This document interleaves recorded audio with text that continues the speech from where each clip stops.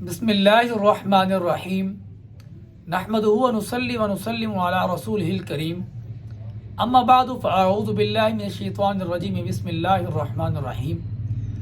سامعین محترم، جیسا کہ آپ ہمیں دیکھ رہے ہیں علم و حکمت کے چینل سے کہ آئے روزانہ کوئی عمل، کوئی وظیفہ یا کوئی کسی بزرگ کی کرامت یا کسی آیت کا خواص آپ کے سامنے بیان کیا جاتا ہے۔ سامعین محترم، آپ کو بتاتا چلوں کہ قرآن پاک کی ایک آیت ہے جو سورۃ توبہ کی آخری آیت ہے، اس کی فضیلت کے متعلق میں بتانے جا رہا ہوں کہ اس کی بہت بڑی فضیلت ہے۔ اگر کوئی آدمی اس کو پڑھنا شروع کر دے تو جنت کا مستحق بن جاتا ہے۔ تو اس کے لیے حضرت میں ایک واقعہ آپ کے سامنے بیان کرتا ہوں کہ علامہ سخاوی رحمۃ اللہ تعالی علیہ ابو بکر بن محمد سے نقل کرتے ہیں کہ وہ حضرت ابو بکر بن مجاہد رحمہ اللہ کے پاس تھے کہ اتنے میں شیخ المشائخ حضرت شبلی رحمۃ اللہ تعالی علیہ آئے۔ انہیں دیکھ کر ابو بکر بن مجاہد رحمۃ اللہ تعالی علیہ اپنی جگہ سے اٹھ کھڑے ہوئے اور انہیں بڑے عزت اور احترام کے ساتھ ملے، ان کے ہاتھ چوما اور ان کی پیشانی پر بوسہ دیا۔ یہ دیکھتے ہی آپ کے شاگرد جو آپ پڑھا رہے تھے اسباق، وہاں پہ جن شاگردوں کو، تو انہی شاگردوں میں یہ بڑی عجیب سا اضطراب پیدا ہوا اور کہنے لگے کہ حضرت آپ اور بغداد کے سب علماء اکرام ان کو مجنون، پاگل، دیوانہ جانتے ہیں کہ یہ پاگل ہیں، اس کے باوجود آپ نے یہ ایسی حرکت کی کہ ان کے چہرے پر بوسہ دیا، پیشانی چومی اور ان کے ہاتھوں کو چوما۔ یہ کیا وجہ ہے؟ اتنی عزت اور اکرام ان کے ساتھ کیوں کیا؟ تو حضرت ابو بکر بن مجاہد کہنے لگے میں نے تو وہی کیا جو حضور نبی کریم صلی اللہ علیہ وسلم نے کیا۔ تو حضرات ہکے بکے ہو گئے کہ یہ کیا کہہ رہے ہیں؟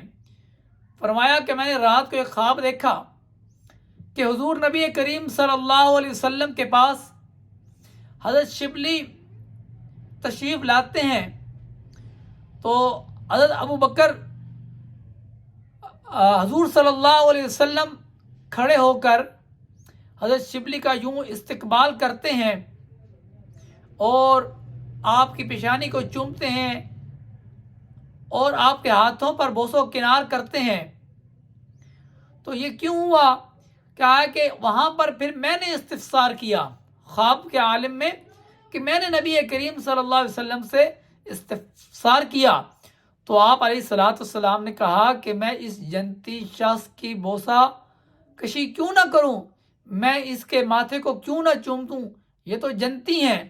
تو یہ اس آیت لقد جاءکم رسول من انفسکم کو ہمیشہ پڑھتے ہیں، ہر فرض نماز کے بعد پڑھتے ہیں، تو ان کا یہ رب العالمین کے ہاں یہ مقام ہے۔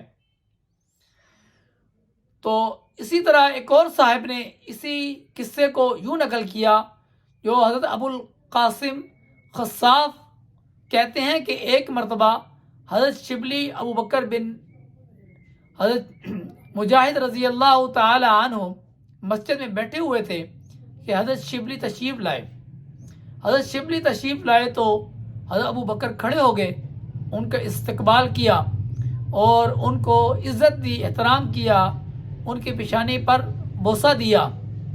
یہ بوسہ دے رہے تھے کہ آپ کے شاگردوں میں اس کا ایک چرچا ہوا اور شاگردوں نے یہ کہا کہ یہ کیا حضرت، یہ آپ نے کیا کیا؟ اگر کوئی وزیر اعظم آتا ہے تو آپ کھڑے نہیں ہوتے، وزیر اعظم کے آنے پر آپ کھڑے نہیں ہوتے، یہ پاگل دیوانہ مجنون آیا تو آپ کھڑے ہو گئے۔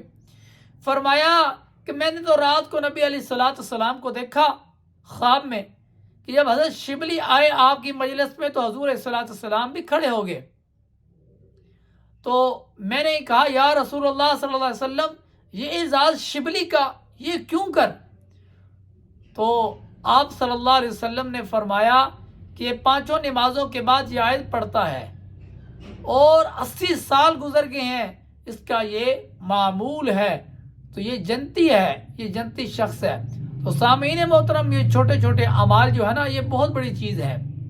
میں اسی پہ ایک بات بیان کرتا ہوں کہ میں جب مشکات شریف پڑھ رہا تھا اپنے استادوں کے پاس، تو ہمارے استادوں ایک بات کر رہے تھے کہ جیسے روپے کی قدر پاکستان میں ہے، ریال کی قدر سعودی عرب میں ہے، درہم کی قدر یعنی متحدہ عرب امارات میں دبئی کے اندر ہے، ڈالر کی امریکہ یا یورپین ممالک میں ہے، تو اسی طرح یہ نیکی کی قدر کل جنت میں آئے گی، اس کی قدر وہاں پر ہوگی۔ تو کہنے لگے کہ امام بخاری رحمۃ اللہ تعالی علیہ نے بہت بڑی کتاب لکھی، دین کی بڑی خدمت کی، کہ قرآن کے بعد سب سے زیادہ پڑھی جانے والی، سب سے زیادہ اصح کتاب، سب سے عمدہ کتاب، سب سے زیادہ پاکیزہ کتاب وہ بخاری شریف ہے۔ کہا کہ بخاری شریف لکھنے کے باوجود امام بخاری کی بخاری شریف لکھنے پر بخشش نہیں ہوتی، بلکہ بخشش ان کی اس بات پر ہوئی کہ وہ مسجد میں جا کر چھوٹے چھوٹے تنکے اٹھایا کرتے تھے، رب العالمین کے گھر کی صفائی کرتے تھے۔ اللہ کو یہ عمل اتنا محبوب اور پسند آیا کہ اللہ نے حضرت امام بخاری کی بخشش فرما دی۔